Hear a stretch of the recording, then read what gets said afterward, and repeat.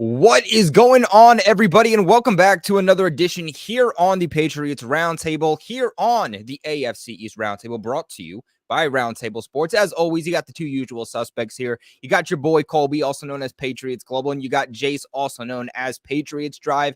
Make sure that you guys do, of course, on your way in, do leave a big like on this video because it really helps us out, everybody here on the AFC East Roundtable, not just me, not just Jace, but TD, Richie, Dan, and it helps Roundtable in general. Today, we're going to be doing a breakdown and a preview of the New England Patriots upcoming training camp. As we all know, the team is going to be kicking off their first day of open practices on Wednesday, just in a few days. Rookies reported, I want to say it was today. So, baby, we are gearing up for the upcoming season. As we all know, once training camp starts, I mean, that's really the start to the beginning of the season. I mean, we are not going to stop when it comes to content and football all the way towards the end of the season and really the end of the Super Bowl, if you think about it. So we are locking in for a big season. Jace, how you doing today, man?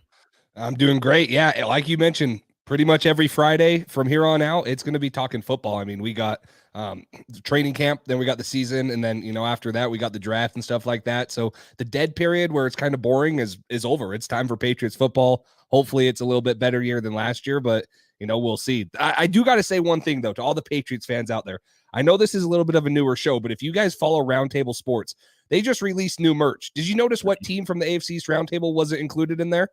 I'm so glad you brought this up because we did not plan this, but I was literally about to slide into that too. So, Jace, why don't you keep on going? I was just gonna say, I mean, we got to get some Patriots merch out there, and so we got to get this Patriots Roundtable grown up, and I know that that's what we're trying to do. So, if you guys are interested or you guys like this show, of course, make sure you hit that like button, subscribe here. Let's get some Patriots fans on Roundtable Sport representing, so we can get some merch out there for you guys. So, I just saw that, and I was like, man, there's not even Patriots stuff we can get. So yeah, let's get this thing going, especially for the season, and get some Patriots merch out there for you guys.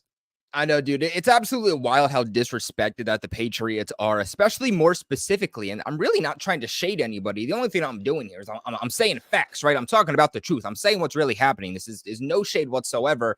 But the people who talk the most crap about the Patriots and are subbing the Patriots every time we go live, or someone else on the AFC East mentions the Patriots, it's always Jets fans or Dolphins fans making some type of comment towards the Patriots. And it's just super ironic because it's like we have won a playoff game more recent than both of your teams. We've been to a Super Bowl and won a Super Bowl more recent than both of your teams. And especially Jets fans, we have been to the playoffs more recent than you. Congratulations. You win on paper for most talented team. But other than that, put your money where your mouth is and actually win something if you're going to talk crap about a team that, I mean, historically has been much, much better than you, especially in recent years. But anyway, yes, the Roundtable did just drop recent merch here. We're doing some presidential type merch for each team. So as you can see here, for the Commanders, it's going to be Daniels and McLaurin. For the Browns, it's Watson and Cooper, which is really interesting because Cooper's he's hanging out of training camp, so They might have to change this merch sooner rather than later if Cooper and that extension doesn't get done soon. But they are making merch for the New England Patriots too. I can confirm that, but it's not done yet. I know they have a lot of different teams out right now. There are a few teams that are not done just yet. Unfortunately, the Patriots are one of those. But let me tell you, we got to get back to putting some respect on the New England Patriots. The entire AFC East is done, minus the New England Patriots. So we need to get back to the days where the Patriots are respected. And that starts with you Patriots fans sharing the video, tuning in, leaving your love for the team in the comment section. This is not our team. This is not mine and Jay's team. This is our team. Everybody watching this is our team. And having us all stick up for our fan base, that's what we need against these damn Dolphins and Jets fans. Actually, I don't think that's the right one. That's the right one. That's not the right one. Hold up. Switched it. There we go. There we go. Now it's better. It's still new for us too, right? So it's still a little bit new. But anyway, let's just hop into the breakdown. We're going to start here with the offense. Let's start with the running backs heading into training camp. Obviously, you got Ramondre Stevenson as your running back one. He was just signed to a big extension this offseason. And then they also picked up Antonio Gibson. And I said this in my Discord chat the other day. So for anybody in my Discord chat watching, you'll remember this. I said, who is everybody's most under the radar player this upcoming season for the Patriots. And I said that mine was Antonio Gibson. Just 2 seasons ago, Antonio Gibson was a 1,000-yard rusher for the Washington football team. And he's coming here to New England, not asked to be running back one, but he's asked to carry that load for Ramondre Stevenson, be a change of pace back. And let's also keep in mind that Antonio Gibson was a former wide receiver, transitioned to running back when he came to the NFL. So he's going to serve in a very important role that the Patriots haven't had since James White. Since James White retired, they have been looking for this exact role of Antonio Gibson, a guy who can come in on third downs, be a receiving back, a guy who can go out wide, line up in the slot, line up for you in the backfield, and make an actual impact for you and a significant impact in the receiving game. What are your expectations with this running back core? And I think the most important question about this running back group is, do they need to add another body still?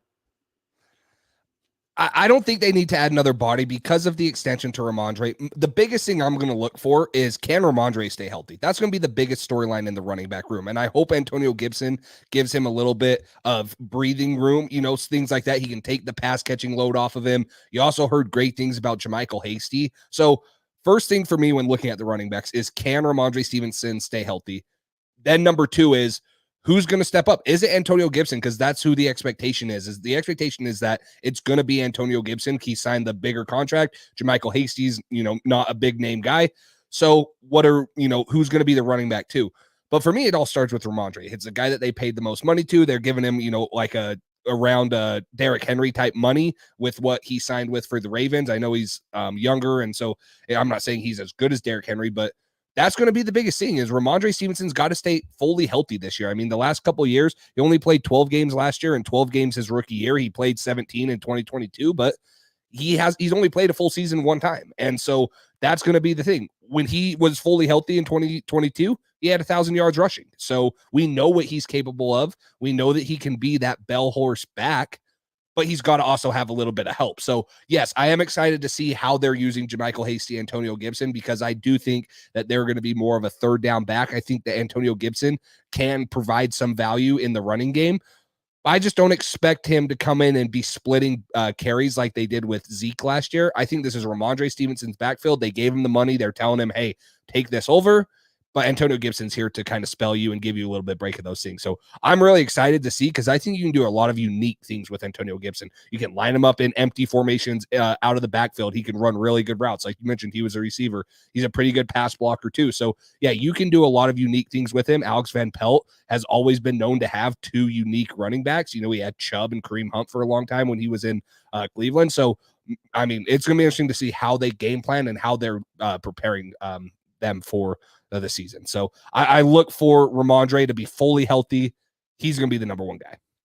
Yeah, and let's keep in mind, too, Ramondre earlier this offseason, more towards the start of free agency, he said that he was talking with a lot of the other running backs. Ezekiel Elliott, ironically, was one of them. And then we're both talking about how they want to be the bell cow running back for their team. They don't want to have it split in half. And that's really what the Patriots did last season under Bill Belichick.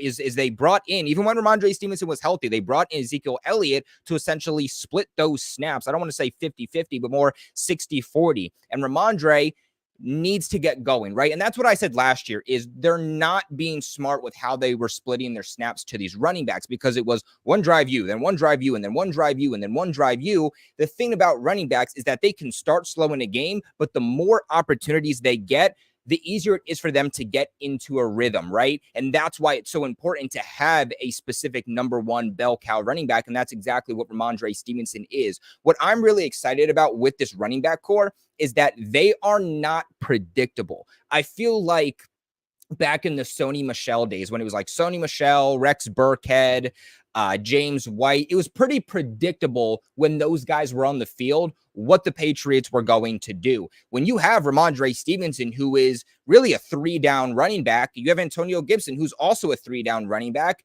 they could do a multitude of different things in this offense. It could be a rushing attack. It could be a receiving play. They might ask them to pick up the blitzes. And the thing is, if you're a defensive coordinator, you don't necessarily know what exactly that play is based off of just the personnel on the field. And what I mean by that is when you had Sony Michel on this team, you knew the team wasn't going to change up the play to a passing play. Sony Michel's on the field, they're going to be running the ball. When the Garrett Blunt was here, they're going to be running the ball. When James White comes in on third down, you know that more likely than not, it's going to be a passing play. And I think with the group that they have now, with this 1-2 punch of Stevenson and Gibson, it's going to keep each other fresh, but also it's going to allow them to disguise this offense a lot more, which has been a real problem for them over the last couple of years, which is this offense just being way too predictable. I mean, my grandma could sit on the couch and literally say what exact play the Patriots were about to run, and that's a problem. To me, I think there definitely is a question right now on who that third down back is going to be, because the Patriots are going to carry 3 running backs. Running backs is just one of those positions that you get banged up a lot.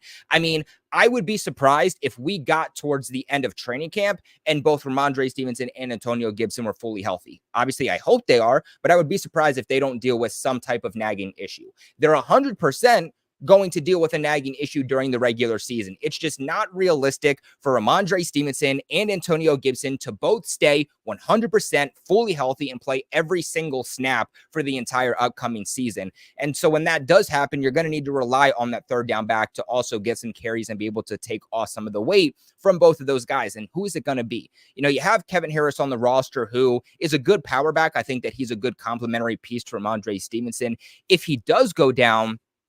But I think at this point, we probably know what Kevin Harris is. He was drafted in the 2022 draft with Pierre Strong. And since then, he has not been able to actually make the 53-man roster. And he's been given opportunities. I don't think he's been given, big opportunities, but he's been given opportunities both in the preseason and the regular season over the last couple of years now. And he still hasn't been able to make the final roster. He, to me, is not somebody, unless he takes this massive step forward and surprises us all. To me, he's not somebody who deserves a roster spot, and is somebody that is more of a practice squad candidate that if you need to promote him, you're able to. Now, JaMycal Hasty is a little interesting. He's been showing out. He actually led the Patriots day 1 of minicamp in targets.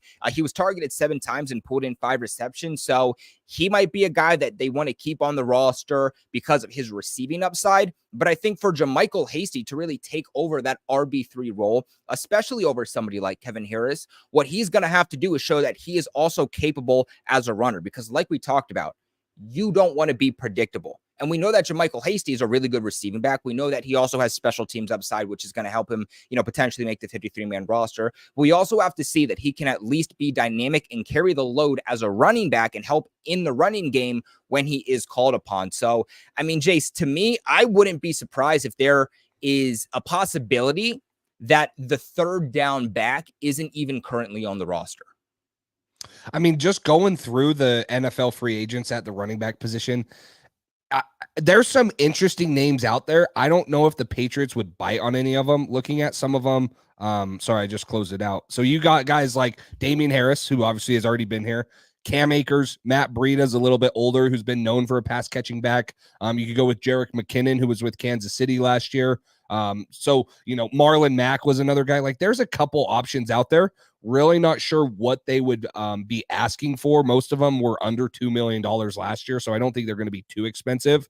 But yeah, I mean, if you really want to split carries with Ramondre Stevenson and Antonio Gibson, you probably do need to either find out if JaMycal Hasty is a true reliable third down pass catching back, or you got to go take a shot and sign one of these guys for a 1 year, $2.5 million deal, maybe $1.5 million. So you could do something like that. There's definitely interesting guys. Cam Akers was a guy that was really productive 2 years ago, but he hasn't stayed healthy. And I just don't see them bringing in another guy like that is probably not going to want to sit behind Ramondre. So we'll see. I mean, Matt Breida could be an option. Like I talked about, he's a little bit older, probably would understand his role a little bit more. So we'll see. I mean, I don't know how likely it is that they bring in another guy.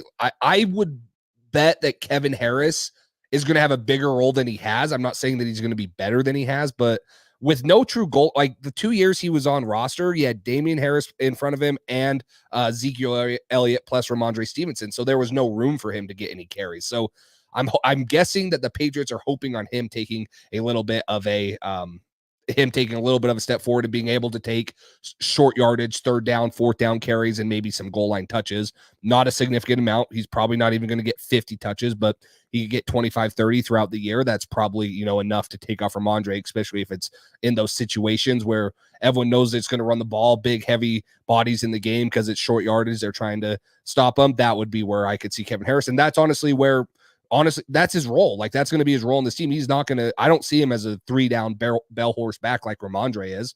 His role is going to have to be making this 53-man roster is going to have to be short yardage value. So that could be the guy there too. Because I do think Hasty and Antonio Gibson will give you enough in the passing game, more than what they've had in the past 2 or 3 years, at least, to make them able to, be those options. So it'll be interesting though. I don't know if I agree with you on them bringing in a guy. I wouldn't mind it if it's the right guy, but right now I don't know. I feel like they trust 3 of those guys on there. They know they signed Ramondre Stevenson to be the guy, and they signed Antonio Gibson. So they're probably trusting on some of those guys.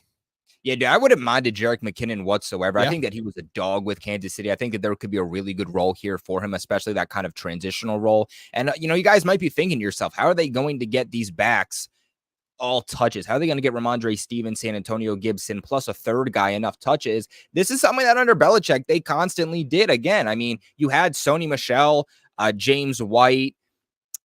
Who else did you have? You had Dion Lewis for a little while, even mixed in there. You had Rex Burkhead. Like, they had a lot of running backs. Yeah, you had guys. For a while, they had like 3-4 running backs on the roster that they would just consistently transition from one to the other. Let's also keep in mind, too, that the Patriots are going to be a run-first offense this upcoming season. They are going to run the ball this upcoming season under Alex Van Pelt more than they have in recent years. But Neil Ray with our first donation today. My man, your $2 donation says, what do you guys think about Booty? Will he make the cut? And Neil, I don't know how you read my mind, man, but that is exactly where we are transitioning next. We are transitioning now into the wide receivers. We're also going to kind of mix that with a little bit of tight end talk, just because there's really not too much to talk about with the tight end. So we're kind of just going to group those guys together. Before we do, though, really want to give a shout out to all of you guys that are in the chat today. The support truly does mean a lot. David, even though you're a Jets fan, I see you in the chat. Chris, you were the first one here. King Jamie, my man, you are a Chiefs fan.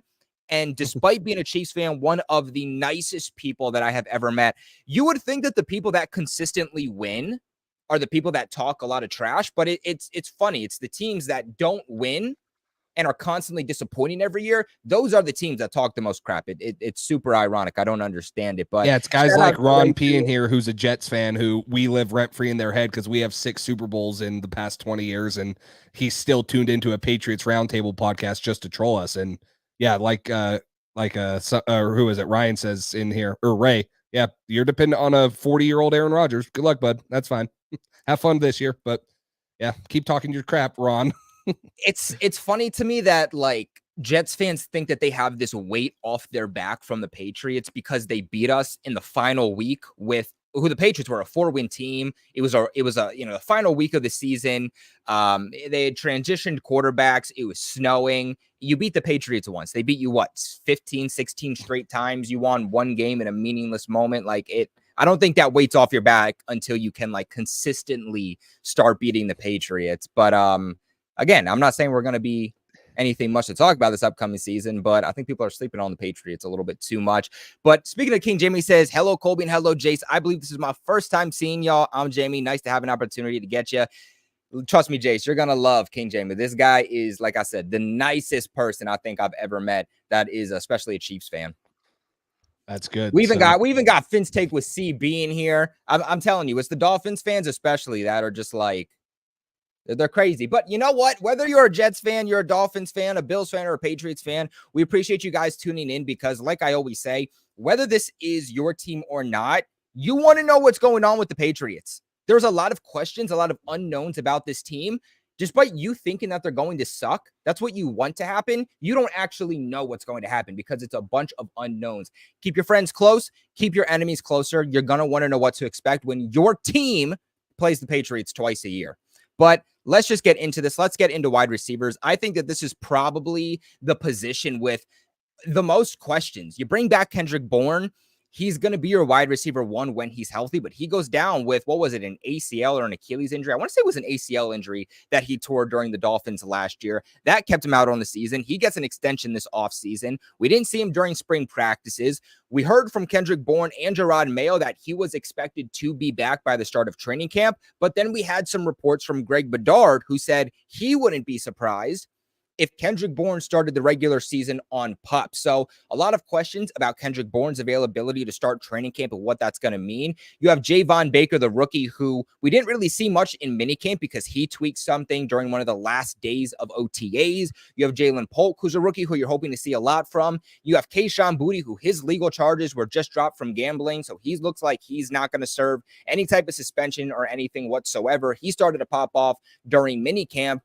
Jace, I'm going to kick this one straight to you. What do you make of this wide receiver core right now, and what are you hoping to see in training camp? I don't know what I'm hoping to see because I want Jalen Polk to continue to make waves like he did in minicamp and stuff. Like that was the big takeaway. What I want to see is there legitimately 7 wide receivers that can make this roster? Because I've said this for the last 2 episodes. I see a path to 7 people being kept on this receiver room. Kendrick Bourne, Demario Douglas, Jalen Polk, KJ Osborne, Juju, Javon Baker, and Kayshon Boutte's making a push. I think Jalen Reagor brings some kick return value. So I see, that's what I'm interested to see is, can Kayshon Boutte, now that he's been cleared of all of his charges, is he ready to make a push for the 53-man? Is Juju Smith-Schuster the one going to get cut? Is Tyquan Thornton going to get cut? Who's going to fall? Because there's going to be 6 guys. Is there room for a 7th? Who's the 7th going to be? And then the other thing is with Kendrick Bourne being out, if he does go on the PUP list, does that make it even more valuable that Juju Smith-Schuster comes? A little bit more of a veteran presence, even though, yeah, he's probably not going to take reps away from Jalen Polk and Demario Douglas. Do you really want your receiver core to be Jalen Polk, Demario Douglas, Javon Baker, KJ Osborne without Kendrick Bourne and Juju Smith-Schuster? So those would be kind of the things I look for. Do they bring a veteran if Kendrick Bourne goes on PUP? Who's the 7th receiver that's going to push to make 7 receivers make the 53-man roster, because it was 6 last year. So those are some of the things. That the young guys got to continue to get better. We heard all the hype about Jalen Polk through minicamp and OTAs. Can he continue that? Because the hype and stuff and what he showed was on a legitimate path to be the Patriots' #1 wide receiver without Kendrick Bourne. So can he continue to develop and get better like that and be a reliable every down target for Jacoby Brissett come week 1, week 2, week 3, or is he going to kind of fall off and be a little bit stagnant and have a little bit of a rookie year like most guys do? So I'd look at Jalen Polk for me because he had such a good offseason workout up to here. And if Kayshon Boutte can continue to push to make it on the 53-man, or if he forces them to bring 7 receivers. Yeah, I think you make a great point about Jalen Polk, especially because, like you mentioned, as each practice was going on, we were hearing more and more and more about the Patriots' 2nd-round pick. Now, during OTAs, he wasn't doing much, and there were some fans that were kind of panicking, and they were like, why are we not hearing about Jalen Polk? Like, we should be hearing about a 2nd-round pick. And we kind of put the caveat on it. We said, calm your roll. Let's see what happens when training camp comes along. Things start to ramp up, especially when the Patriots throw on the pads, because that's when you're allowed contact. Throughout minicamp, OTAs, beginning of training camp, you're really not allowed to have any contact. It's not until, like the 5th or 6th day now of training camp. They always add a day every single year, but the 5th or 6th day of training camp that you're able to throw on the pads and actually have contact. And the type of player that Jalen Polk is contact. He's not a guy who is super fast and super shifty. He's somebody that works really well through contact, and that's just how he plays his game. And that's why he was kind of quiet throughout OTAs. But then we start to hear him being one of the best players on the team, period, throughout minicamp. He's starting to show out throughout 2 days of minicamp. He put up 4 total touchdowns, and we said, well, hold up. If Jalen Polk is already looking this good before the pads go on, wait until the pads go on so that he can start to play his style of game. And then what is he going to look like? I think that the hype for Jalen Polk is real. It is here. And that he has a lot of expectations already put on him, and for good reason. For me, the other thing that I'm looking at, probably the biggest thing that I'm looking at, is Kendrick Bourne, right? What is his availability? Is he on the sidelines? Is he participating? Because, sometimes the Patriots do this thing where they'll have a player come and they won't be listed as absent, or full participant, but they're kind of just there sitting on the sidelines with their helmet.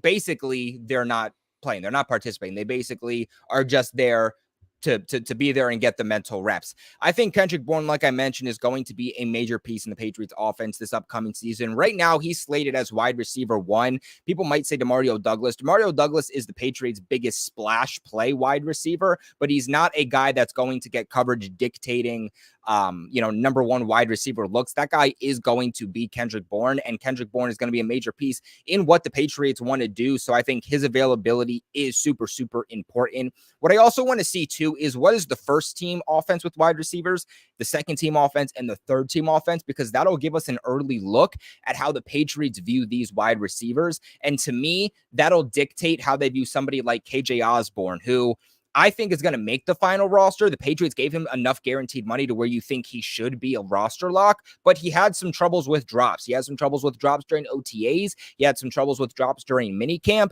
And if somebody like Javon Baker, Juju Smith-Schuster, Jalen Reagor, Kayshon Boutte, or Tyquan Thornton is able to maybe look better than we expect, does that push somebody like KJ Osborne off the roster? I think that if Kendrick Bourne's availability for week 1 is up in question, then KJ Osborne immediately becomes a lock. But if we get a healthy Kendrick Bourne, then I think KJ Osborne could maybe potentially be fighting a little bit more for a roster spot if some of these other guys do show out. But this is where I want to talk about the other rookie wide receiver, Javon Baker. What are your expectations for him as he comes in? Because this is a guy who I think a lot of Patriots fans have put a lot of expectations on, and so far he hasn't done anything. He was being used as the Patriots' number 1 perimeter X receiver, but then he goes down with some type of injury. And because it was OTAs, because it was minicamp, the Patriots were not required to tell us what that injury was.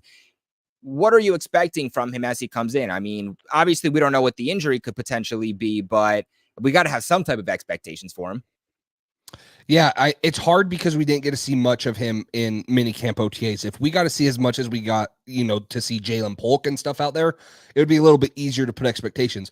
I will say this. If you guys followed my channel at all through the draft process, Javon Baker was like one of my guys. I wanted them to take him wherever they could. And I thought that getting him in the 4th round was a steal. So I don't know if I have the expectations that he's going to immediately be the number 1 wide receiver on this team.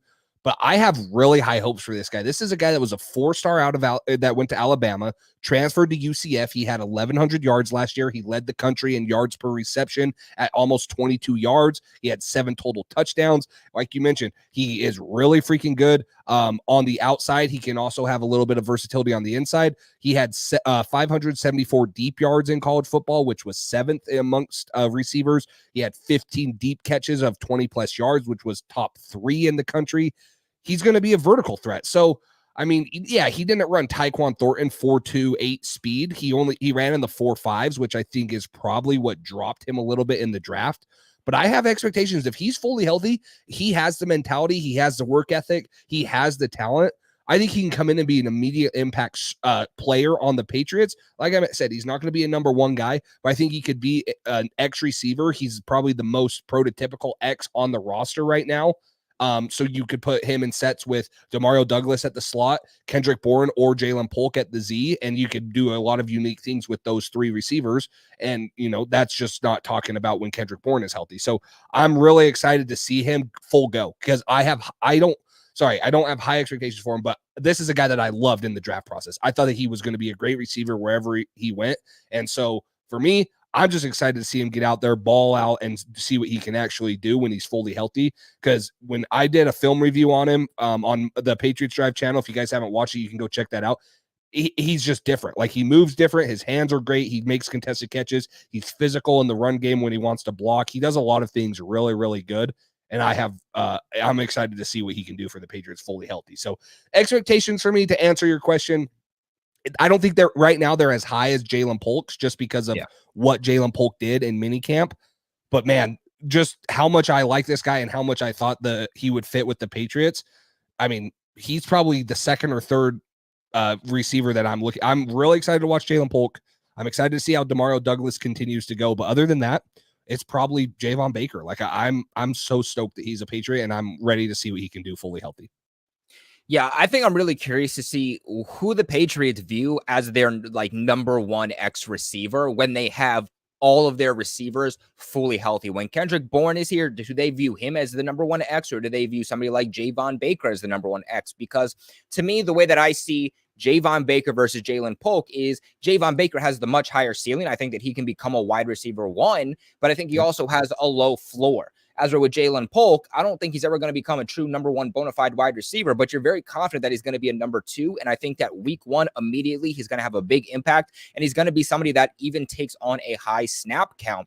I think it's all going to depend for Javon Baker based off of obviously health, but number two, based off of how he's going to be able to develop. I think that so far throughout spring practices up until this point, we have seen somebody like Jalen Polk progress really, really, really well, especially as a route runner and how he's able to get in and out of his breaks, which is something that I think is already a day and night difference from where he is right now as a Patriot compared to what it was, let's say, during his time at college, even towards the end of his time at college with Washington. So I think Javon Baker has a real opportunity to come in and have just as big of a role as Jalen Polk, but I think it's all going to depend on him and how he progresses from the start of training camp to the end of training camp. And then, of course, obviously, if he's able to stay healthy. But moving on here, there is another wide receiver that I do want to talk about, and that is, of course, Kayshon Boutte. There's a lot of hype right now around Kayshon Boutte.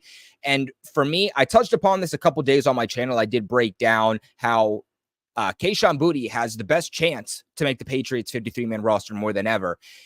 But to me, I think he's going to have to be more consistent, right? Because that's what the Patriots are going to roll with. They're going to roll with a guy that at the end is a guy that has been the most consistent. They don't want somebody who one day didn't do anything, then the next day is catching 4 touchdowns, and then one day he's not doing anything, and then the next day he's catching another 4 touchdowns. They're going to go with the guy who consistently puts up 1 touchdown each day versus one guy who's quiet one day but then shows out the next day. And that's kind of been the name of the game for Kayshon Boutte. Even this time last year, he was quiet during OTAs, he was quiet during minicamp, he was quiet during the beginning of training camp. Then he finally turns it on right at the end of training camp.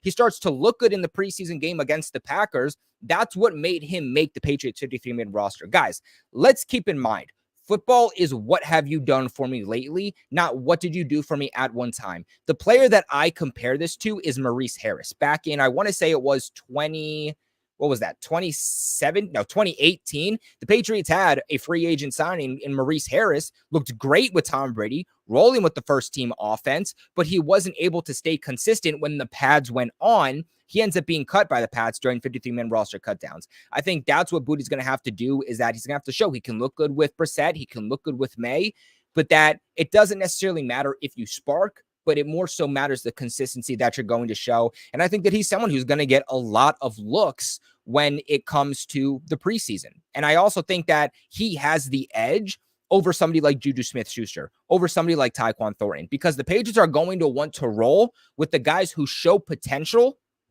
who maybe aren't defined yet, but are young guys who showed potential, right? So like your Kayshon Boutte's, your Javon Bakers, your Jalen Polks, those guys, Demario Douglas, those guys already have a better chance at making the roster because they're younger, they're in their prime. They're kind of this ball of clay that you can still sculpt into something with the right coaching staff. Yeah, and for me, Kayshon Boutte is exactly what you just mentioned about Javon Baker. He has such a high ceiling. This was a guy that was projected to be a first overall pick, had a little bit of a down senior season, had the coaching change, all those things, had the off-the-field issues.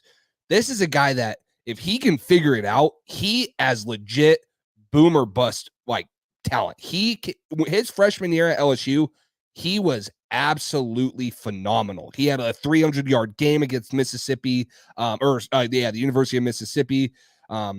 He dominated. Like, he looked so natural, and he got the first round comps. He was projected to be the first receiver taken off the board at one point. He has all the talent in the world. And that's why it excites me that hopefully with him getting cleared and stuff, he's starting to clear up his off the field issues, because this, for me, I agree with you. I think Javon Baker can grow into a number one wide receiver, but even how much I love Javon Baker, Kayshon Boutte has that much more talent than him. He could have legitimately been a first round wide receiver. And so me hearing that and hearing that he had the 4 touchdown day in mini camp, he's been running with the ones and stuff and having a good amount of success.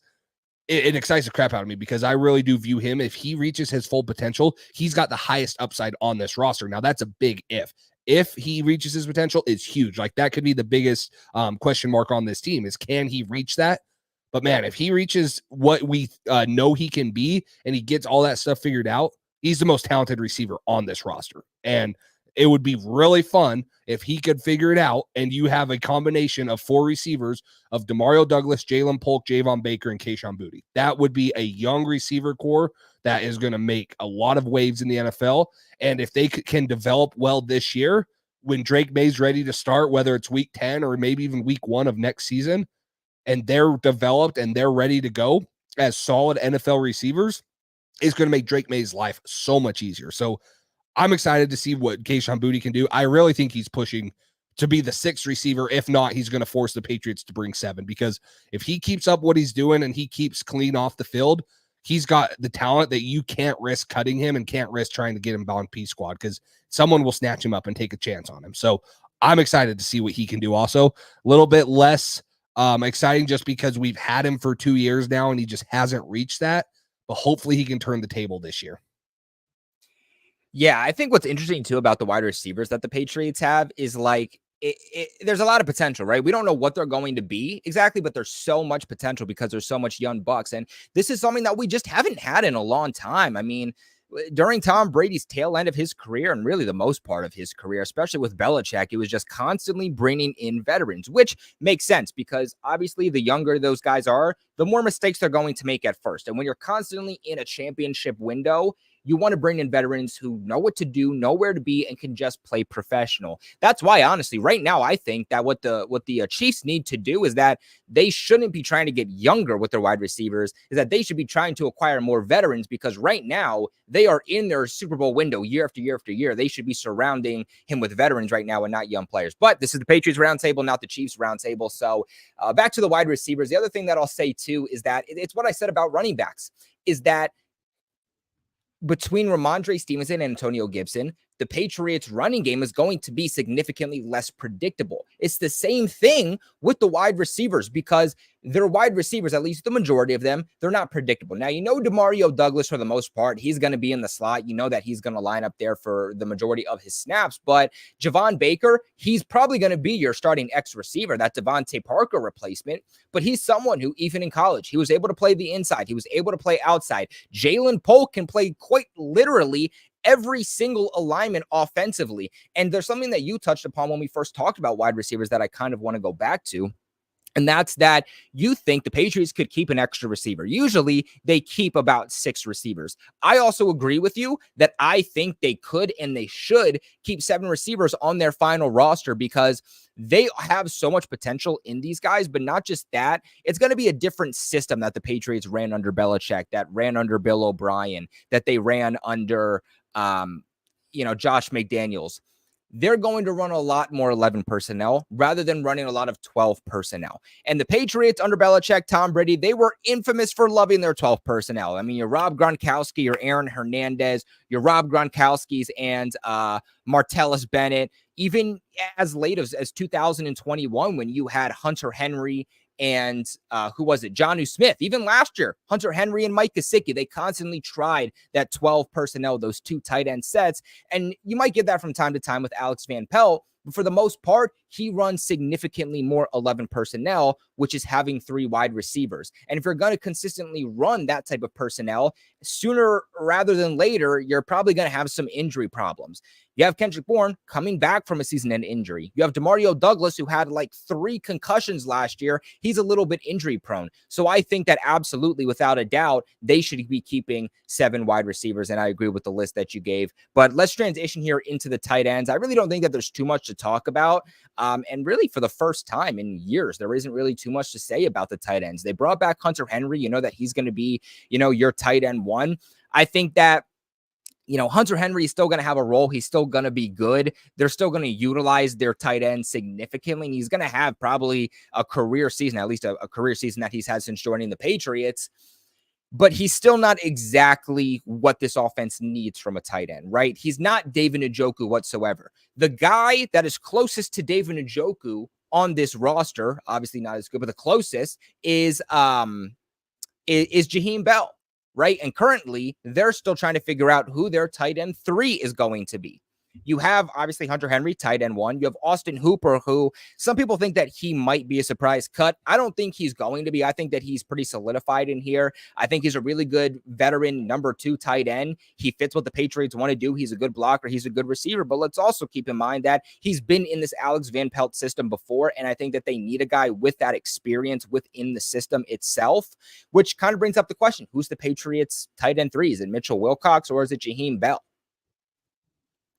It's got to be Jaheim Bell. I mean, nothing against Mitchell Wilcox, but if they want to develop Jaheim Bell for next year, because Austin Hooper's on a 1-year contract, probably not going to be back.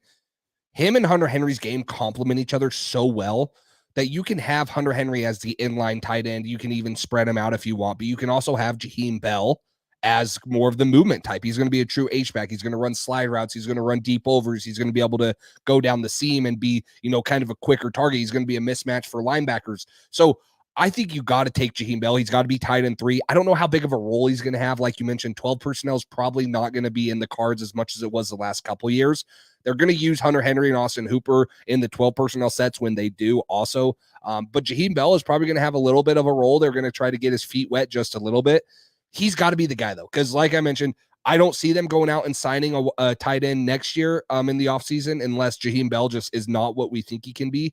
But you got to get his feet wet a little bit. You got to let him be there, learn from Hunter Henry, learn from Austin Hooper, who's been a well-aged veteran who's gone to a bunch of different places, and then have him be able to take over for Austin Hooper once he's done after this year. So that would be my take, is let Jaheim Bell, just let him go. Let him be the wide receiver 3. Let him get some reps with the 2s. Let him and Drake May throw the ball around a little in practice and stuff and kind of work on that chemistry, because I really think Jaheim Bell's time is going to come maybe later in the year, but most likely next year. He's not going to have an immediate impact like some of these receivers we took early are going to have. But he's going to be a guy that if he really busts, can be a guy that can have or if he really booms, he can be, a very impactful player and have a big role in this offense in year 2, just like Drake May could also have. So I would say that Jaheim Bell's got to be the tight end 3 that the Patriots are taking.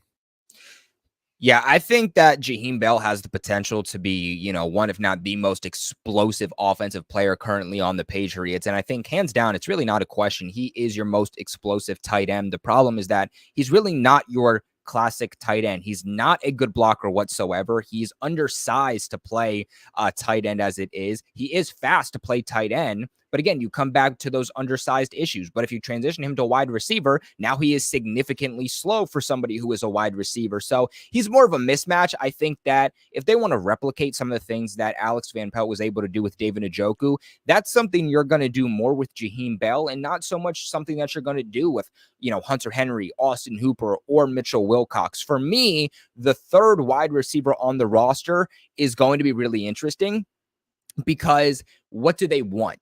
The offensive line has a lot of questions. Do they want a tight end who's going to bring them some more potential in terms of blocking? Because then you're talking about somebody more in Mitchell Wilcox, who also has some ability and upside as a receiver, but is still a very good blocker. Or do they want to have somebody who is a Swiss Army knife in the offense and that they could use lined up as a wide receiver, lined up as a tight end, in the backfield as H-back? Because if that's what they want, then you have Jaheim Bell. But I think that the Patriots, they need to buy into one of these theories, right? They need to not try to do both. They need to try to buy into one of them. You either are buying in completely to the offensive line and making sure that you get decent blocking up front, which in that case, you keep Mitchell Wilcox, or you say, you know what? The offensive line is going to be what the offensive line is. And what we need to do to combat the problems that are happening in-house is for at least a year, we just need to get Drake May, Jacoby Brissett. We need to get the ball out of their hands as quickly as possible, which means consistently getting your best receiving threats on the field, right? Kind of like what the Bengals did in 2021, where they had the worst offensive line in the league, but they just consistently got the ball out of Joe Burrow's hands quickly. They went with Jamar Chase that season rather than Penei Sewell, and they end up going to the Super Bowl and almost winning. I think that those are one of those two things the Patriots have to do, but they have to buy into one of them because it significantly changes the way that they're going to kind of build this offense and how they're going to run it. But I think that also transitions us really, really well into the offensive line, because the offensive line, I mean, that's probably the most worrisome position out of the entire offense. And I think that that's what's going to dictate the success that the Patriots have. You know, if it ends up being better than we think, I think that's going to be in large reason why the Patriots end up being a lot better than everybody thinks. But if the Patriots offensive line sucks and it's just as bad as it was last year, then we're going to say, you know what? Why were the Patriots bad last year? Oh, it's because of the offensive line. Obviously, there was a lot of shuffling that was going on with the Patriots O-line from the start of OTAs all the way towards the end of minicamp. Now, during the start of OTAs, you had Chukwueze Okorafor over at left tackle. We knew that when they signed him, he was going to make that transition from right tackle to left tackle. Hasn't played right tackle at all in the NFL, but was a starting left tackle throughout his entire time in college. So we know he at least has the potential. But then he drafted Caden Wallace in the 3rd round, and we were told that the idea behind drafting him was that he was going to be developed as a left tackle. Let's keep in mind, he has some positional versatility, but throughout his time in Penn State, he only ever played right tackle. We also were told that re-signing Michael Onwenu, he was going to be their starting right tackle this upcoming season. The Patriots viewed him as a tackle. And that's how the offensive line looked to start OTAs, right? You had Caden Wallace repping in as the second left tackle, Chukwueze Okorafor as your starting left tackle, Michael Onwenu over as the right tackle. Then, by the end of minicamp, it was changed up. You had Michael Onwenu back into your starting right guard. You had Caden Wallace in as your starting right tackle, and Chukwueze Okorafor over at left tackle. So for me, I want to see what the offensive line combination is to start training camp. Did they have a couple of different ideas that they wanted to see in spring practices and say, okay, let's try both of these throughout spring practices, see which one is best, and that will be our starting unit to at least start training camp? Or is this the official transition they made? Is Michael Onwenu officially back at guard? Is Caden Wallace, the experiment at left tackle, officially over? Is he officially the Patriots starting right tackle? These are all of the questions that as Patriots fans we have, because we are no further on day one of training camp to knowing what the week one combination is going to be like this upcoming season. This is the biggest storyline through camp, in my opinion, is what is the offensive line combination? How much are they going to mess with it? Because I know I've stated this before. Keep Michael Onwenu at right tackle. I get that he's probably a better guard. He's been our most consistent offensive lineman for 3 years, and he's been at right tackle. Okay.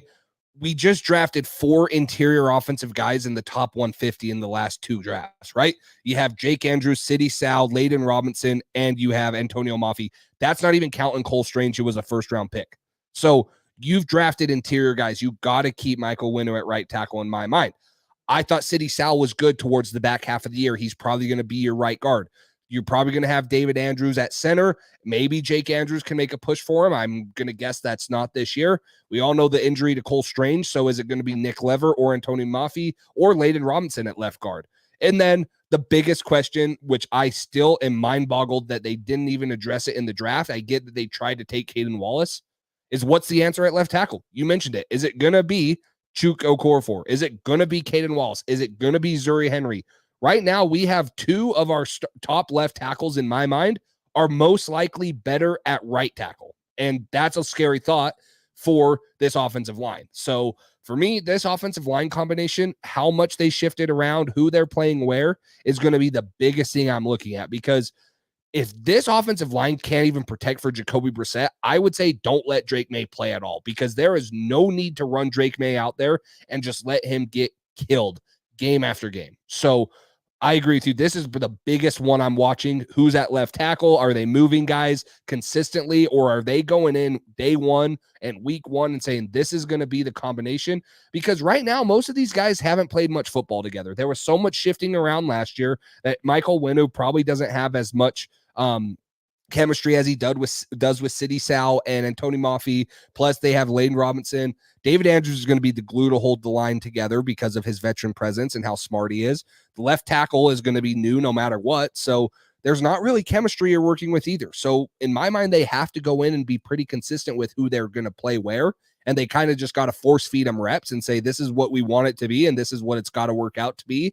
Now, obviously, if you're 2 or 3 weeks into camp and you just know that someone can't play, you're going to have to make a last-second change. But these guys need every guy on here except for Onwenu and David Andrews need as many reps as possible. And I don't think you have the luxury of moving them around just to say, oh, let's see if he can play the right or the left side. They got to get reps because we got to figure out an offensive line combination. Yeah, I completely agree with you. And I also completely agree with the fact of what you said about Drake May. Now, a lot of Patriots fans believe that don't throw Drake May out there until you get a true wide receiver one, until everything is perfect. That I don't believe with. But I also don't believe with this theory on, well, if Drake May is the best quarterback throughout camp, you should just throw him out there because the players around him know that he's the best player, and he should be able to kind of disguise the fact that maybe the receivers are starting off a little slower, the offensive line is a little bit rough, because that's the type of quarterback that he is. And yes, the type of quarterback that Drake May is that he's going to make the offense around him look better. He's a mobile quarterback. He's very shifty in the pocket. He's going to make the issues that the offensive line have a little bit better, but he's not going to make a train wreck look brilliant. He's not going to make a train wreck of an offensive line turn into the Patriots having a deep run in the playoffs. That's just not going to happen. And the last thing that you want is for what happened to Mac Jones and really even Bailey Zappi down the stretch to now happen to the quarterback that you just took third overall. And that is his internal processing getting sped up, and now you just ruined your third overall pick. To me, do not throw Drake May out there until these two things happen. One, until obviously he's ready. But then two, until you know what your consistent offensive line is going to be. I told this to you before, Jace, probably several times, and that is the last thing I want is for Drake May to start, let's say, week 5, and then we're hearing this is the 5th offensive line combination, or excuse me, I don't want to see that Drake May starts week 1 and then we get to week 5 and then we're hearing this is the 5th offensive line combination that we're seeing from the Patriots, right? Because if that's what you want to do, if you want to do what Belichick did and use the start of the season as an extension to the preseason, then just throw in Jacoby Brissett. Jacoby Brissett knows what he is for the Patriots. He knows what he is in the NFL. He's a journeyman quarterback and he's a bridge quarterback. That's just what he is. If you're going to speed up a quarterback's internal clock, you can do it to Jacoby Brissett and he'll be fine. But don't do it to Drake May. So for me, don't start Drake May also until you know what your starting and consistent offensive line is going to be. Now, me personally, I don't know exactly what I even want to see from Michael Onwenu. I think that Michael Onwenu is easily a better guard than he is a tackle. You're getting better play from him, at guard than you're going to get for him at tackle. But he can be a good, tackle for you if you need him to. He's going to be maybe not necessarily elite, but he's going to be a high-end, better than average tackle. I think the problem if you play Michael Onwenu at guard is what are you going to do with all of the guards that you drafted over the last 2 years, right? Because you drafted 3 in 2023. And then this past year, you draft another one high in the 4th round with Layden Robinson. So then you have questions on how are you going to get all these guys on the field and what is the future plan for them. So I think right now, I would agree with you too, is that Michael Onwenu probably is more valuable with his contract and based off of what you have personnel-wise as a right tackle, which means that you would be developing Caden Wallace as a left tackle, and that should still be your future plan. And then that kind of gets us into the conversation of guard on who should your starting guards be. Well, that name's blank me right now. Let me pull it up real quick. That City So is a very, very good guard. That he can be a starting guard for you. He was one of the best guards in football down the stretch. I mean, he was progressing very, very well. Now we're talking about him being put back at left guard, which is his natural position where he played in college. So really, even if Michael Onwenu isn't playing guard for you, that one of the guard positions is locked down. And then you would just hope that, one of the guards that you drafted over the last 2 years, whether that's Layden Robinson, maybe even a veteran like Michael Jordan, maybe Jake Andrews gets some looks there, Nick Leverett, the veteran, you would hope that one of those guys, maybe even Antonio Mafi, can step in and play good enough to be your other starting guard. I think the Patriots have the bodies. They have the potential to make this work. It's just evaluating, developing, and sticking to one plan. Because, Jace, like you said, if your plan for, let's say in this case, Caden Wallace is to play left tackle, it is day and night to play left tackle versus playing right tackle. And the last thing you want is to waste time developing a guy because you're trying to train him at 2 spots. If you have a plan for him, you drafted him with a specific plan, stick to that plan and develop them accordingly. And I think we're going to see what the Patriots view of this offensive line, even day 1 of training camp, when we see what that, first team O-line combination is looking like. I totally agree. It's gonna, for me, I agree with, I just want to say one thing and then I'll let you finish. If you move Michael Onwenu to right guard, Now you're going to have to play Chooks Okorafor and Caden Wallace, most likely, unless you want to play Verdarian Lowe or Zuri Henry. Now you're replacing both tackles, and that's even scarier for me than what we have to do right now and just finding a left tackle. So that's my thought process, but I agree with you on all that other stuff. Yeah, real quick, I got to address Mr. King Lowski in the chat. Patreon member, Jets fan, if y'all are a part of the Wednesday shows, you know who King Lowski is. And Lowski, bro, you are giving the Jets a bad name because you know what? We, the Patriots, we are expecting, at least for this upcoming season, that we probably won't be good. We might have a top 5, top 10 pick next year. We're probably going to. We don't care whether we win or lose if we are expecting to be bad this upcoming season. But you know what?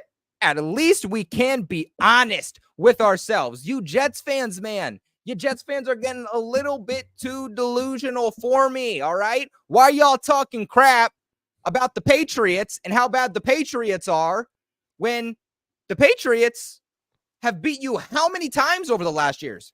We're so bad, yet we own the Jets, and it's not even close.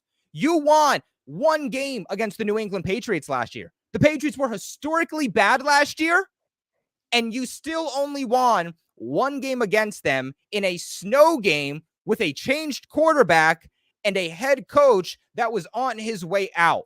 And not to mention their top offensive players being on injured reserve. Oh, and also their best 2 defensive players on injured reserve.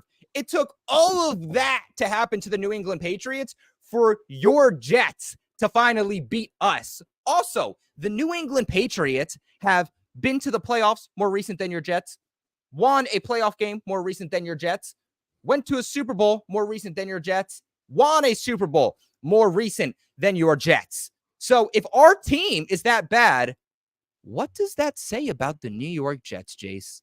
I'm just saying. Pretty shitty franchise. Womp womp, bro. That's all I'm gonna say. It's where teams go. Yeah, and now he's making an excuse. We had the 36th ranked quarterback in the NFL. Blah blah blah. Ours wasn't much better. I mean, you guys still had more talent than us, even minus Aaron Rodgers. Blah blah blah. Yeah, shut up.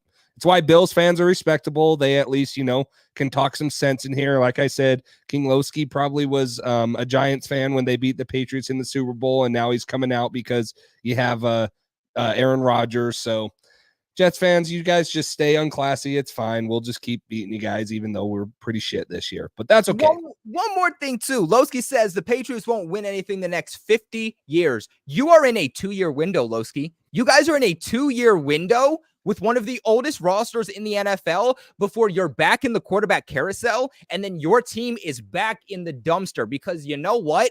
The Jets have proven that they don't know how to draft and develop a quarterback. How many times have we seen it?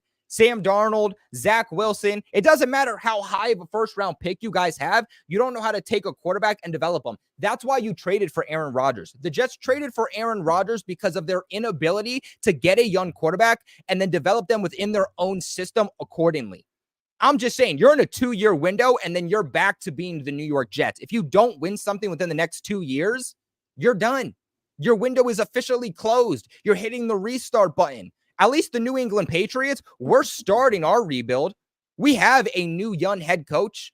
We have a quarterback who we just drafted 3rd overall, who had the ability and the potential to be in the first quarterback taken off the board at one point. We're building this team up, and we already have one of the best defenses in the NFL. If you don't see the potential here in New England, then you are blind. Again, I'm just saying, be one of those football fans who says, you know what, our team has potential, but I can also realize potential when I see it. I'm just saying, I'm just speaking facts here. But, we've been going live for already an hour, and we didn't even get into the defense. So let's slide into this. Let's do the defensive line in general, okay? Defensive end, defensive tackles. I think the biggest thing surrounding the defensive line is probably going to be Matthew Judon, because that's really one of the biggest questions surrounding the Patriots right now. So I think that Judon is going to be there, okay? Judon said himself that he regrets how he handled training camp a year ago. That's when he held out because he needed more guaranteed money, whatever. I don't think that if Judon shows up to practice, it means that the Patriots are close to an agreement with Matthew Judon on some type of extension. I just think that Matthew Judon regrets the decisions that he once made, and he's going to come here, do his job, do what he's told, because he understands that he is under contract. Jace, I don't even think we got your thoughts on the whole Matthew Judon situation. Yeah, well, I mean, I kind of shared. I think he's going to be here too. I'm really skeptical if they're going to get an extension done at what he wants it for. I know that last time I said I would give him 2 years, $30 million, which is $15 million per year, and probably fully guarantee it. Let him retire here. Let him get 2 years here. He's going to be the biggest story, how healthy he is coming off of that bicep. But for me, it's looking at the future. If Matthew Judon isn't here, it's looking at Amfrey Jennings. It's looking at Keon White. It's looking at how Josh Uche continues to develop as a pass rusher. Because if this is the last year for Matt Judon, you got to find guys to replace him. And it's going to take probably a village. It's not going to just be one guy unless Uche or Keon White make a massive jump. But I think Uche was so productive 2 seasons ago because Matt Judon was top 3 in the NFL in sacks that year. They had to put their priority to him. So obviously it's going to be easier this year too, because Christian Barmore signed a huge extension and he's going to be able to make some havoc, and he's turning into an elite defensive tackle. So you have those guys. But for me, yeah, I want Matt Judon here. He's probably going to be here in my opinion, but how comfortable are we if he leaves after this season? Did we see enough from Keon White? Did we see enough from Uche, Amfrey Jennings? Or do we need to go sign one in free agency that's a little bit younger and fits with this team's timeline? Or do you need to draft one in, one of the early rounds? So for me, it's kind of what happens if Judon does leave.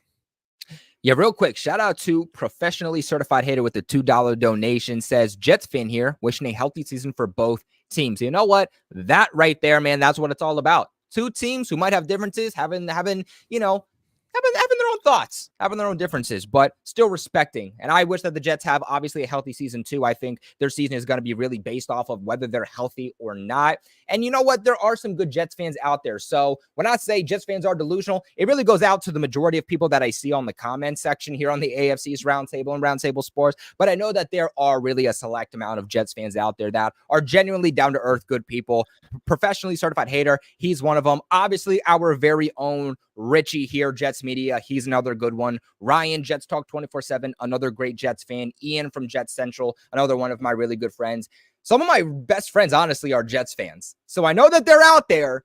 We got to take care of those who are getting a little bit too delusional. But anyway, I do agree with you. Jace, real quick, I do want to see if you know the answer to this. Do you know the Patriots player who has the most quarterback pressures since 2022? Since 2022. Since 2022. Which is it? Player? Dietrich Wise? It's Dietrich Wise. I think that Dietrich Wise is one of the most underrated players on the Patriots roster. He's somebody who I think is also, if I'm not wrong, I think he's also in contract year this upcoming season. I think he's a free agent in 2025. So he's someone that you're also going to have to watch, because he's somebody that is also going to want to get paid. So what are you going to do if you're the Patriots? Because I don't see the Patriots giving both Dietrich Wise and Matthew Judon extensions. I mean, Dietrich Wise is already 30. You have Matthew Judon, who's 31, 32. Maybe you extend one of those guys, but you don't extend both. And both are obviously big players to what you want to do with your defensive line. Now, the player that I'm most excited to watch on this D-line is going to be Keon White. And that's not just because he's a second-year player. He showed potential. He was their second-round pick in 2023. But it's because of how they're utilizing him. And DeMarcus Covington, who obviously is the Patriots defensive coordinator now, who was their defensive line coach for the last several years, he said that the Patriots want to get more explosive, right? They want to get more aggressive defensively. And I think Keon White is a big part of that, especially if you're not going to extend Matthew Judon. And from what we're hearing, they're playing him exclusively as an edge rusher. And that's what I like, because they were using him all over the defensive line, interior, playing on the edge, hand in the dirt, stand-up linebacker. They were just playing him everywhere. They were essentially using him as Dietrich Wise. And we said, well, okay, we thought that maybe this was a Judon replacement. Maybe now it's a Dietrich Wise replacement. I'm hoping that they use him as a full-time edge rusher. I hope that they develop him there, because he is a guy that has so much potential. And I think I said this a week ago or 2 weeks ago, Jace, is that, even if you get rid of Matthew Judon, I wonder if you can supplement his production by not one player, with 2 players, and that is Keon White and Josh Uche. Because if you have Keon White, who you know is going to get a lot of pressures, he could even potentially lead your team in pressures. He's going to collapse a pocket. At some point, teams are going to realize this is a guy that we have to stop. He's going to start getting double, maybe even triple team. That's going to open up the opposite side of the defensive line for Josh Uche to now come in and finish off plays. It wouldn't surprise me if it takes both of those players to replace what Matthew Judon was. You'll have a Keon White essentially taking kind of the attention away from Uche, and Uche finishing off the plays and being the guy that gets all the sacks. Yeah, Go ahead. No, I was just going to say it's exactly what I just said. You probably might have to replace him with Matt Judon with 3 people. Like, I just don't know if 2 can realistically replace how productive he was. And it's not just his production numbers. It's how big of an influence he has on the game. It's that teams have to know where Matt Judon is. If you don't have Judon out there, yeah, you might have Uche and Keon White on both sides, but do they demand the amount of respect or attention that Matt Judon has? So I agree with you. It's going to take a lot of people and a good amount of solid players to replace Judon. So yeah, Dietrich Wise, if he's here through next year, but you might even have to look at Anthony Jennings, Josh Uche, and Keon White to help replace Matt Judon. Yeah, to me, really, I don't have a whole lot of questions about the Patriots D-line. I think for the most part, outside of probably Matthew Judon and Devon Godchaux, you don't really have too many questions. And I guess that kind of takes us into the last question with the Patriots D-line, and that is what happens with Devon Godchaux. Now, honestly, to me, I don't think Devon Godchaux was as important to the Patriots defensive line as some other people do. Now, I do agree with him that the type of player that he is, his importance doesn't show up on the stat sheet. And I completely do agree with him. But at the end of the day, the Patriots also don't have a true nose tackle outside of Devon Godchaux. So if they want to run that type of defense that they've been running under Belichick that needs a true nose tackle, then yeah, you're going to have to keep him around in some type of capacity. But honestly, if we're kind of, for the most part, canning this season, I'm okay with rolling with Christian Barmore as your star defensive tackle, rolling with Daniel Ekuale, Jeremiah Farms. Maybe they can make a trade last minute on roster cutdowns and send like a 5th or 6th round pick for an interior defensive lineman.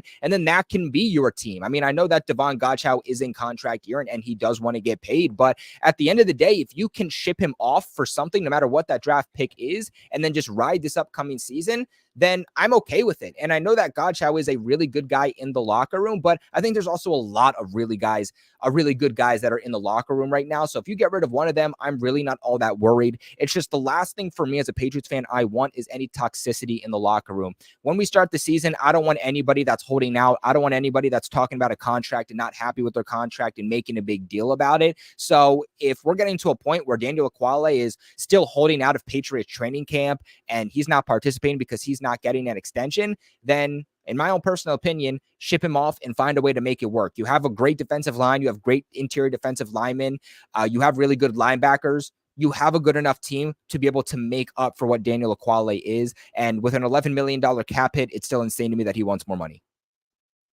Yeah, and this is actually something that's interesting. I don't know if Devon Godchaux, I agree with you. I don't think he's like at a point where he's just irreplaceable. Like, we signed Armin Watts last year, who played 16 games, didn't play quite as many snaps, but he was a top 15 interior defensive lineman when it came to PFF grading on the run. He's 6'5", 307 pounds. He has that ability to be a 2-gap run plugging defensive tackle. So I agree with you. If he's going to cause problems in Godchaux, I think Godchaux is better than Armin Watts, and I would love to have him for another year because I really do think between Godchaux and Christian Barmore, that's a pretty dang good 1-2 punch on the interior.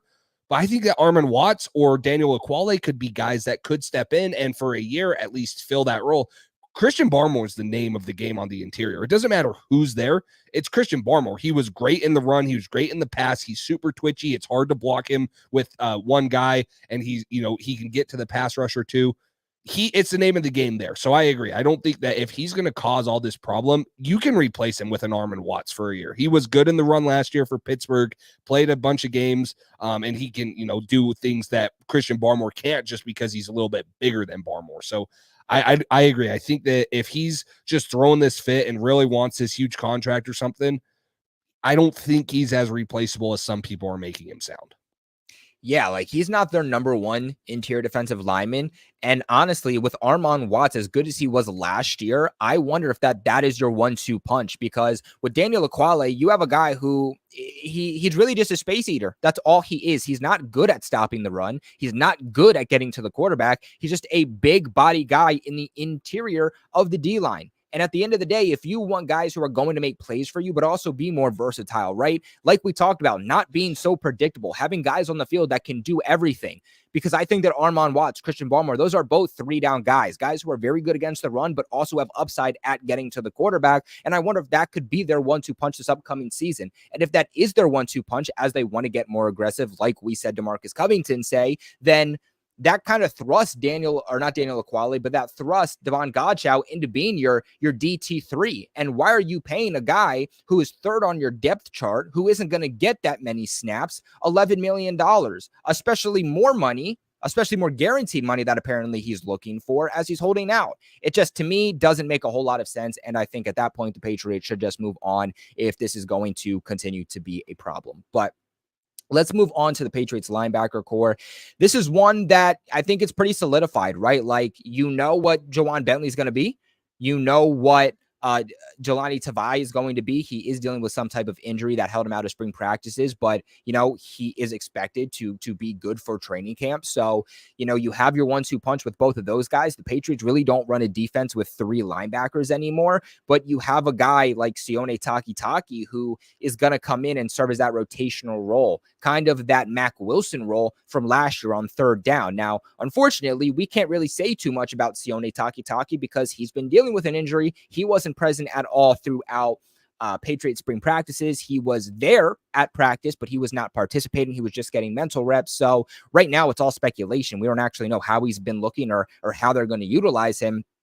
But I think really the only true question is, could Raekwon McMillan, who's a guy who's been around this defense for several years now, could he be a guy who comes back from injury and maybe pushes somebody like Sione Takitaki to make that final roster? Very well could, because Raekwon McMillan, he tore his ACL 2 years ago, and they signed him to an extension after he tore his ACL. Yeah. That's a guy that the Patriots were obviously high on a couple years ago. This might be one of the most underrated linebacker rooms. You had 3 guys ranked in the top 32 on PFF. Jawan Bentley, Jelani Tavai, and Sione Takitaki are going to be really good linebackers. They have Josh Uche listed as a linebacker. I expect him to play a little bit of that like 3-4 outside backer, but he's probably going to be more of a pass rusher. But yeah, Raekwon McMillan's going to push. You're going to have guys like Christian Ellis and John Terry Hunter who could push for roster spots, because you can only take 53 guys and you need bigger bodies for special teams. Like, special teams value at the linebacker position is one of the most kept positions, just because those bodies can do a lot of different things on special team. They could run down on kickoff. They can block on punt. They can be on punt return. They can also be shield guys for kickoff.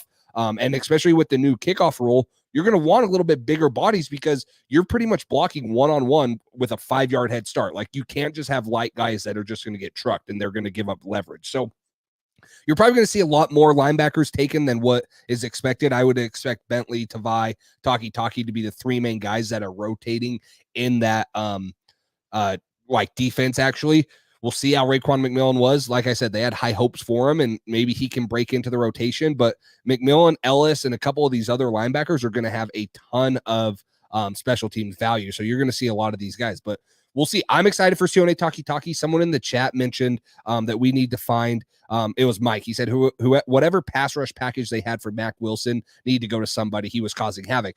I think that's going to be Sione Takitaki. He's twitchy like that. He can, he kind of blitzes with his hair on fire. So I believe that Sione Takitaki will take that role of kind of the Mack Wilson, be a little bit more of a pressure linebacker. And then you have Jawan Bentley, Jelani Tavai, who are going to be your true, probably 3-4 inside backers that are going to beef up the middle in the run game.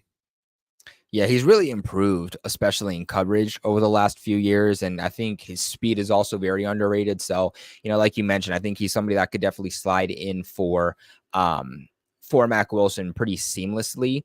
And then, it wouldn't surprise me too if they end up keeping, 4 linebackers potentially, because I think there's going to be a role for Sione Takitaki on a pretty regular basis. And then you have, Jelani Tavai and Jawan Bentley, who both are injury prone. So, if they view these linebackers as big as a piece to this defense as we think they're going to be, especially with how aggressive they want to be, it wouldn't surprise me if they end up trying to keep 4 on the linebacker core. But anyway, let's move on here to the cornerbacks. This is definitely going to be another battle. Now, we know what Christian Gonzalez is going to be. I think he's going to be pretty silent throughout camp, which is exactly what you want your corners to be. You want your number one corner to not do much because he's just locking his guy down. But I think the role for cornerback 2 is 100% still up there. Right now, I would say that that's probably going to Alex Austin right now, but we do know that who was it? I'm trying to look. We do know that who is I'm covering a blank right now. Who is the other linebacker that they picked up? Marco Wilson. We do know that Marco Wilson was also going hand in hand with Alex Austin in terms of reps throughout spring practices, minicamp, and OTAs. So I would give Alex Austin the upper hand right now. He's also a little bit taller. He has a little bit more length. I think he kind of has that more ideal body to play perimeter cornerback than Marco Wilson. But like I said earlier about wide receivers, it's what have you done for me lately? It's going to come down to the wire. It's going to come down to how do you look when pads go on and how do you look during those preseason games. But I think right now there's a true battle for that number 2 cornerback spot. And in the race right now, it's Alex Austin and Marco Wilson. You have guys like Shaun Wade and Marcellus Dial who you hope would be a part of that discussion. I don't think they're going to. I think that Shaun Wade, to be honest, he's not very good as a cornerback. He's developed over the last few years very well as a cornerback. But I think to me, what he is in the NFL is a safety. That's where they should honestly try him if they want to get the best out of him. But I think he's somebody who is more of a depth piece. He's more of a practice squad piece. He's not a starting piece for you. And then Marcellus Dial, it's kind of the same thing. He's projected more as a safety in the NFL more than he is a corner. And at least so far, we haven't heard anything from him. But I will put the caveat on this that around the same time that Javon Baker started dealing with an injury, Marcellus Dial was also dealing with an injury. So injuries are kind of plaguing the Patriots rookies so far, which is why we haven't heard much from him. But, really to me from this cornerback group, the battle is Alex Austin, Marco Wilson, and can Marcellus Dial do anything to try to make this roster?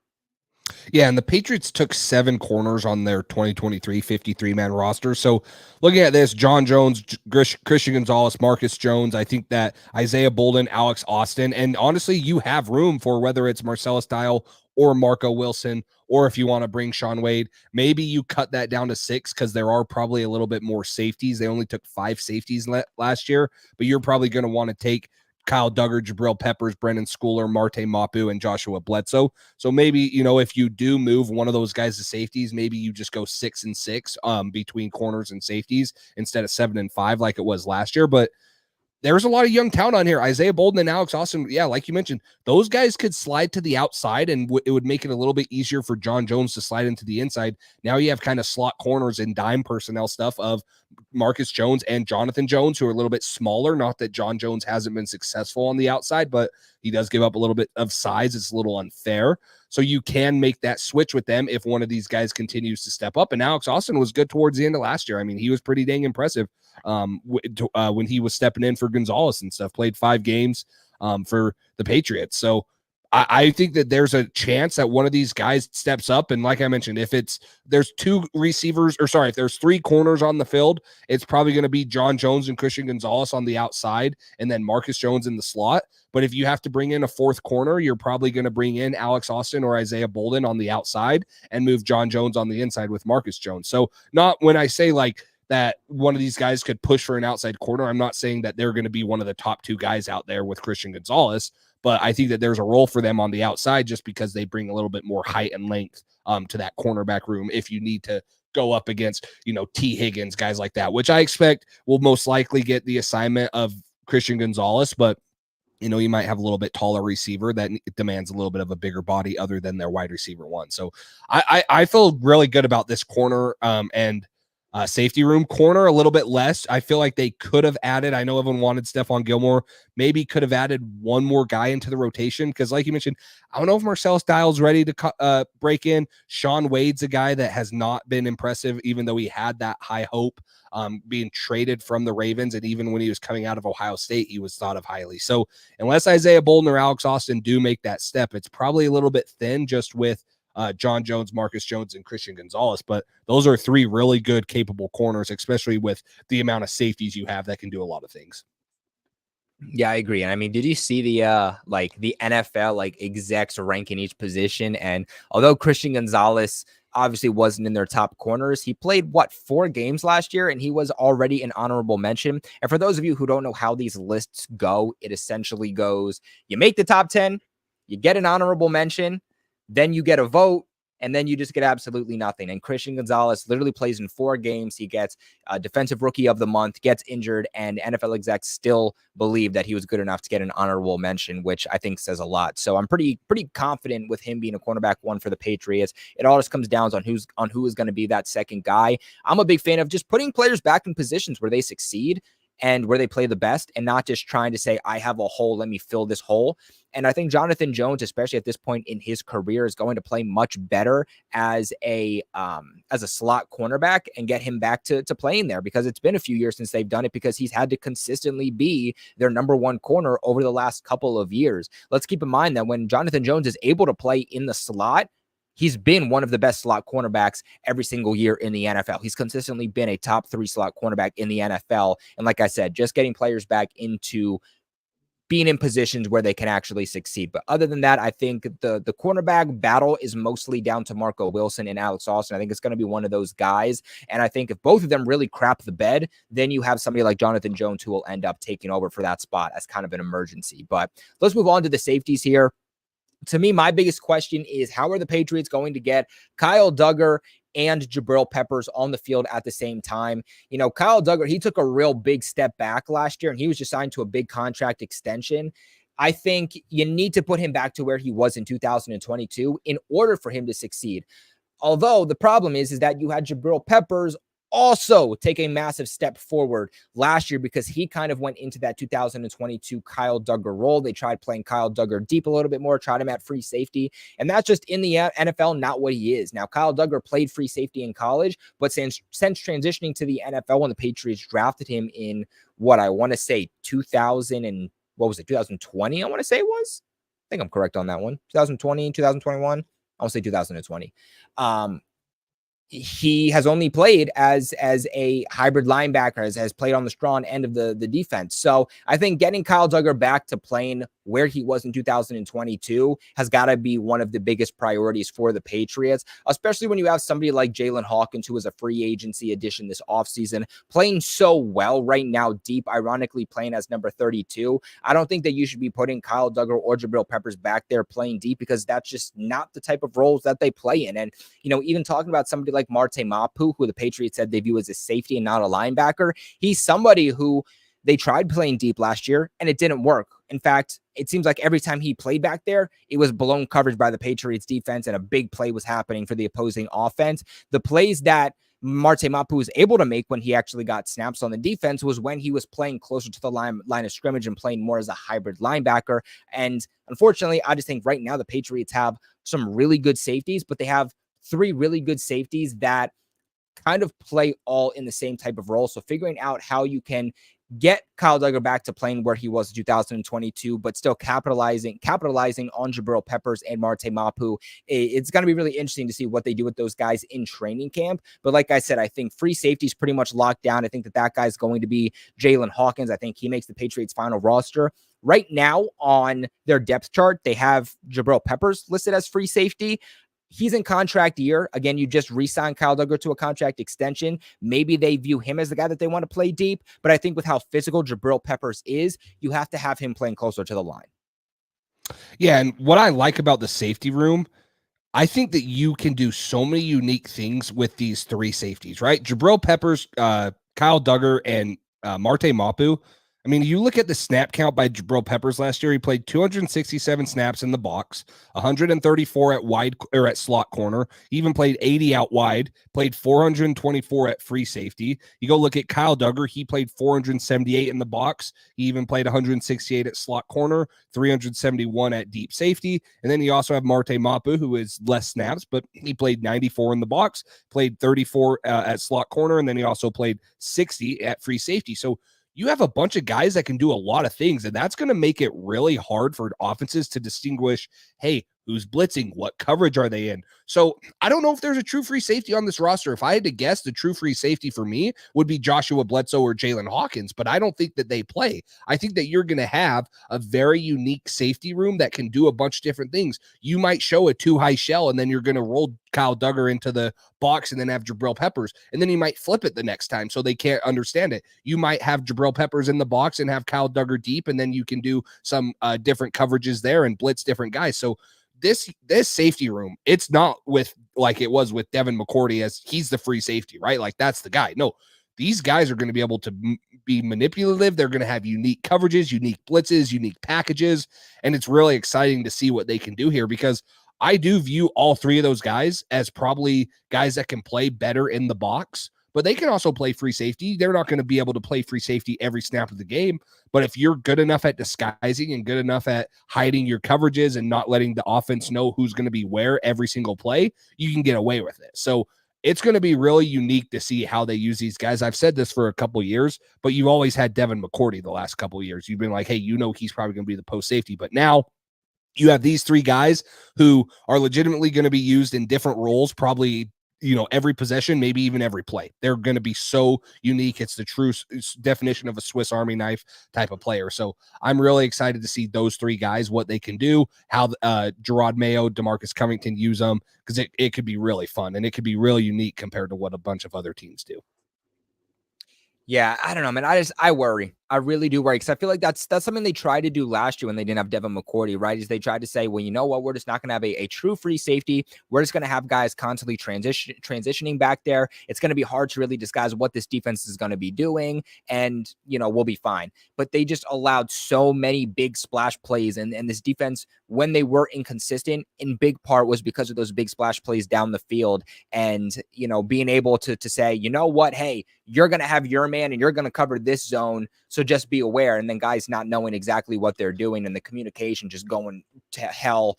I would honestly personally be a big fan of somebody going back in that Devin McCourty role and just there being a true free safety and that guy being Jalen Hawkins. I don't really know what that would mean for somebody like Jabril Peppers and Kyle Duggar and how they would get both of those guys on the field. Maybe that means, Jabril Peppers is playing a little bit more cornerback from time to time. I don't know exactly what the alternative is going to be there.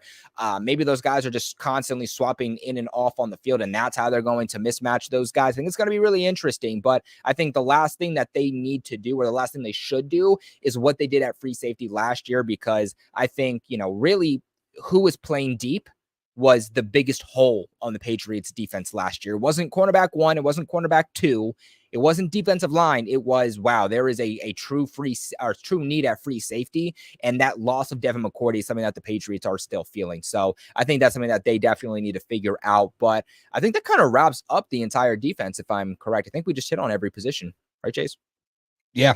Yep, pretty much. So I think, honestly, the last thing I want to get into before we log off for the day real quick is just the battle when it comes to the kicker position, right? Because you have Chad Ryland, the Patriots trade up, ironically, with the in-division rival New York Jets in the 2023 draft. They select him pretty high. They select him as, I believe it was a 4th-round pick, and just wasn't it last year. Now, obviously, in the long run, it helped the Patriots that he sucked. But now that they got their 3rd overall pick quarterback, they don't want to suck. They want a consistent kicker. They want to start winning games. They want to go to the playoffs. They want to start winning Super Bowls. And in a big part of that, it is going to be the kicker position who is going to help them put up points. And so far, throughout spring practices, we've seen that Chad Ryland is picking off exactly where he picked off from the 2023 season. Do you think that Joey Sly could really kick off Chad Ryland to be the week 1 kicker? Or do you think the week 1 kicker just isn't on the Patriots roster right now? No, I think it's Joey Sly. I really do believe that it's Joey Sly. I think that he's shown that he's a veteran leg. He has experience in it. I mean, I'd have to go look at what kickers are even on the market, but I think why let Joey Sly go? He was good in minicamp. If he continues to be good in training camp and stuff, keep him on the roster. For me, it's a massive fail. It's one of the head scratchers that Bill Belichick did in the last couple drafts. And I hate being critical of Bill Belichick because he was so great and he gave the Patriots and us fans so much to cheer for. But why trade up for this guy who has a crazy good leg that was very inaccurate even in college? And that's the thing. Yeah, he might be able to hit a couple 50-yarders that some of these older guys can do, but I'd rather have a guy that's 90% in within 40 yards than have a guy that's 60% within 40, and occasionally he's going to hit a 50-yard field goal here and there. So I really believe that it's Joey Sly. He's going to continue to beat him out. And Chad Ryland's probably going to go on waivers. And if he doesn't get picked up, he could be P-squatted, but I don't see a spot for Chad Ryland unless he comes in and has totally changed and, you know, he's hitting every field goal and whatever. But the pressure's on, and I think Joey Sly is going to win the job. I think it's really unfortunate for kickers just because it's so much more mental than it is physical. It's kind of like the quarterback position, right? It's so much more mental than it is physical because, you know, that's really where the whole icing the kicker thing comes in, right? That was like a strategy that opposing teams would use because you're about to kick the ball, timeout. No, and now you're thinking, you're in your head. What I would have made it, would I not have? What should I do different? It gives you time to get in your own head. And the problem is that when you aren't making field goals, when you consistently suck, when you're the reason that your team is losing games, you're going to get into your head. And unless Chad Ryland is getting therapy off the field that we just don't know about, I just don't see how he's going to bounce back from this. And I would say put him back on the practice squad and hope that he develops, but it's not like other positions. You know, kicker really just isn't one of those positions that you just develop into. It's just, is he going to be able to get over this mental slump that he's in or not?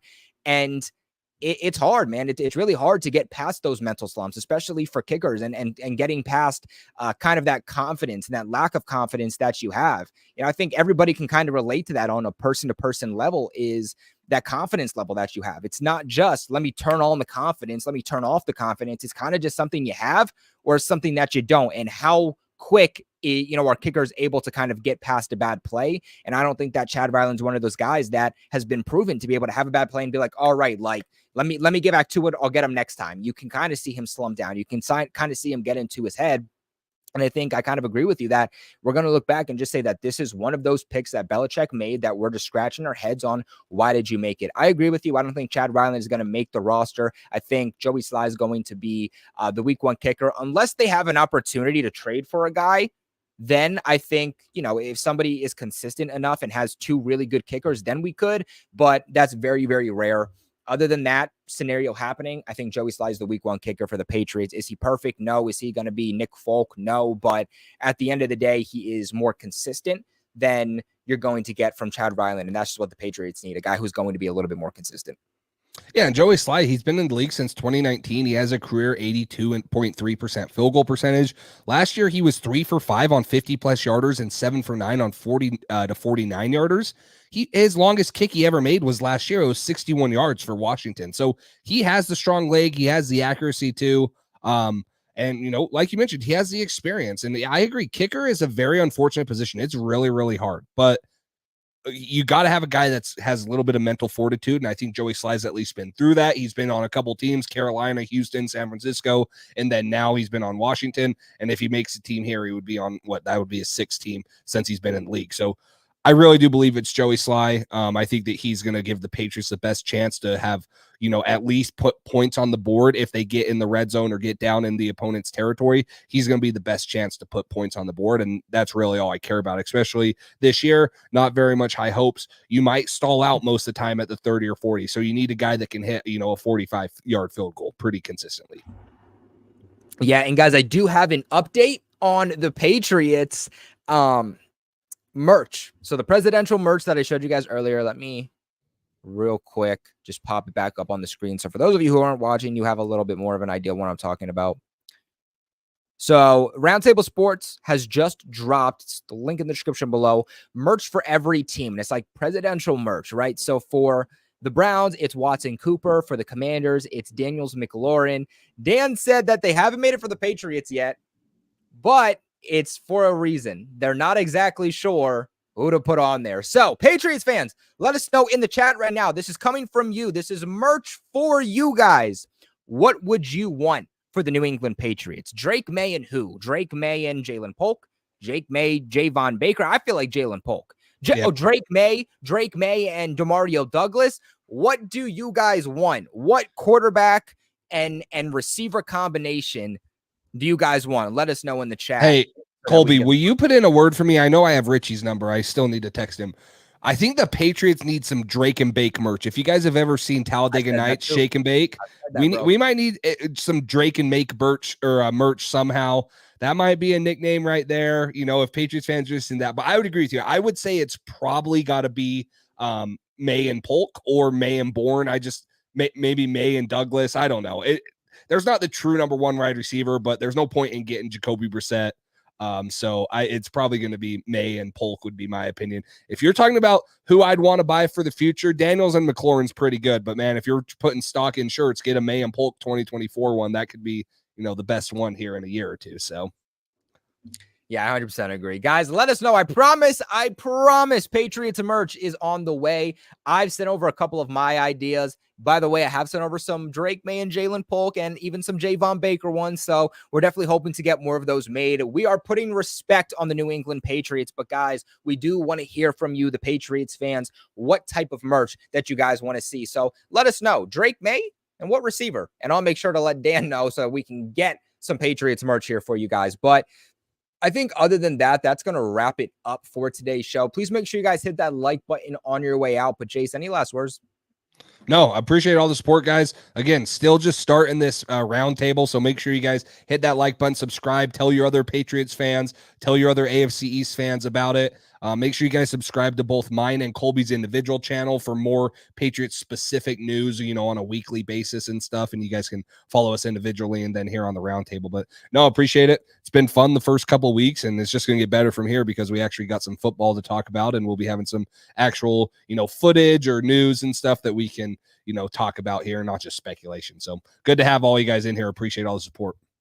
Yeah, like you said, I think this is our third edition here for the Patriots Roundtable. So we know it's new. We also know that there's a lot of questions around the Patriots. And, I think that as Patriots creators, just to be a little vulnerable for a second, I think as Patriots creators, we've all kind of seen what it's been like, especially over the last 2 years in terms of engagement and in terms of interest for this team. But guys, I promise this team will be good. This team is coming around. It's going to take some time. You don't go from Tom Brady and winning Super Bowls every year to, then at least making the playoffs every single year, right? Everybody has their down seasons. The Patriots had theirs last year. Stay with this team. Stay with us. We appreciate you guys for watching. Like Jay said, too, please make sure you guys share this with your friends, your family, other Patriots fans. Let's start a discussion in the chat. Let's grow this community. There is such a lack of Patriots fans and a Patriots community on the AFC East Roundtable. Guys, every single week I'm getting roasted by Bills fans. Not really Bills fans, Jets fans and Dolphins fans every single week. I need more Patriots fans in the chat to back up our 6-time Super Bowl champion New England Patriots. So let's build up this community back from the grounds. But without further ado, we are going to end off today's show. Make sure you guys subscribe to me for more Patriots-related content. Link in the description below at Patriots Global. I just released a video about Brandon Ayuk, Kayshon Boutte. I touched on the Matthew Judon trade rumors, so make sure you guys go ahead and check that out. Make sure you also go ahead and check out Jace at Patriots Drive. Jace, do you have anything coming up with Patriots Drive that you want to plug?